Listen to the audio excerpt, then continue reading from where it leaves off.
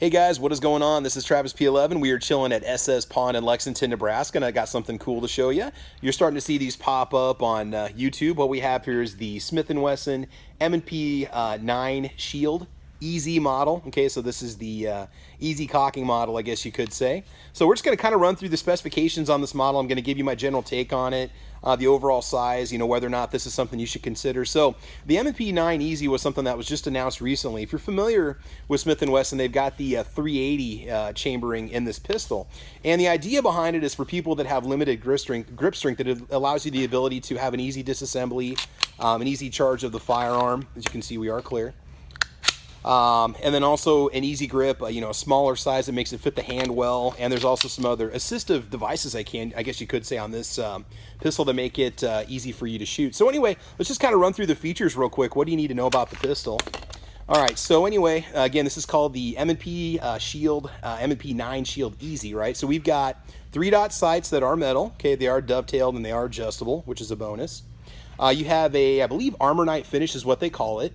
Your barrel is 3.6 inches long, overall length is 6.8 inches, weight is 23.2 ounces if I'm not mistaken.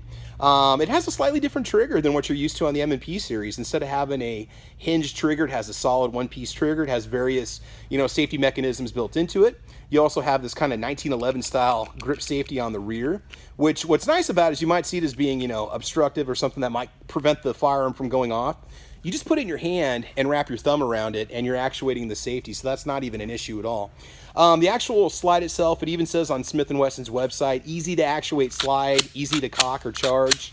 I mean, this is dry. You put a little lube on there, it would definitely charge a lot easier, but I mean, it's way lighter than, say, a Glock 19 just as a comparison. I mean, it's very, very easy. And again, you got that scalloping on there too in the front and the rear. That's going to make it easy for you to get your hands on to charge the weapon, which is the whole point behind it. Now, I can't speak about the felt recoil while you're shooting it. I really can't tell you about that. I can only talk about the design. It does feel relatively lightweight in the hands. You've got a decent bore axis. It doesn't rise too high above your hand. And let's go ahead and just do a dry fire. Again, we are clear. Very crisp trigger. Oh, definitely a lot different than the Shield trigger. Here, let's do this for you guys here. Okay, you have a little bit of a wall there. Okay. Oh, got to grip the back. And it just goes. I mean, there's very little creep whatsoever. It's not spongy at all. You do have ambidextrous safety, which is nice. I am not sure off the top of my head if this is available without a safety, but I'm sure if they don't have one yet, they definitely will. You do have a reversible magazine catch, which is definitely a bonus.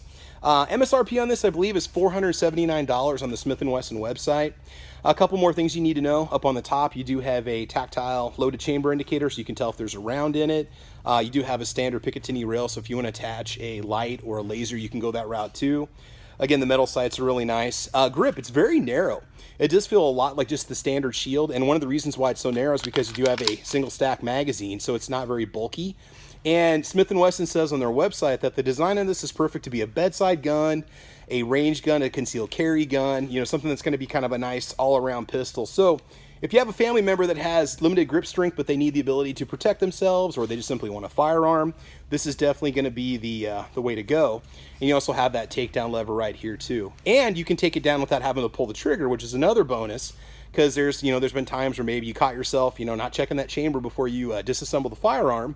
Hopefully that doesn't ever happen, but it can, and that can cause some issues. So the magazine itself, something I really like about this is kind of a 22 style magazine, single stack.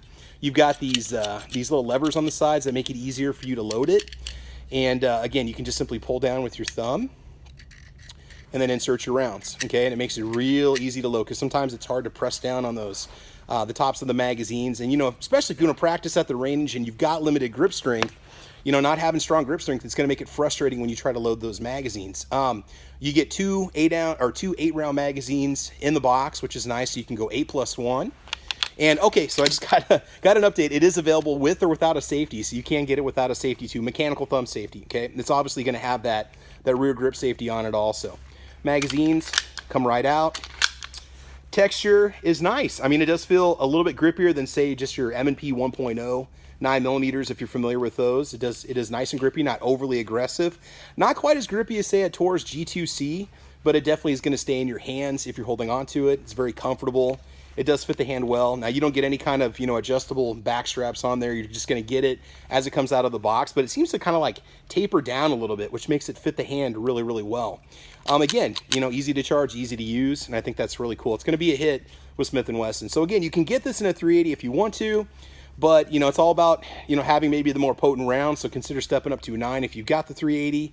And with the MSRP under $500, you know, you're going to definitely see these for probably the mid 400s, I would guess, maybe a little bit lower as time goes on, but it's got a nice finish to it.